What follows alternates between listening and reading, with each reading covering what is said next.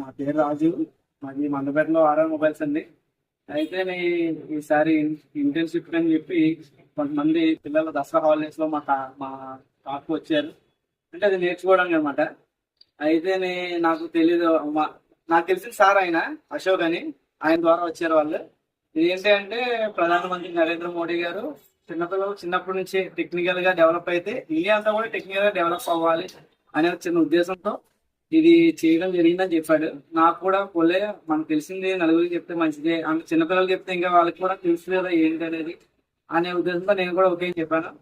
అయితే నేను ఫస్ట్ లో చెప్పాను, కానీ నాకు చిన్న డౌట్ ఉండేది. పిల్లలు అంటారు వస్తాయి గద్ద చేస్తారేమో, వాళ్ళు నా పని చేసుకునిస్తారు లేదా ఇది అని అనుకున్నాను.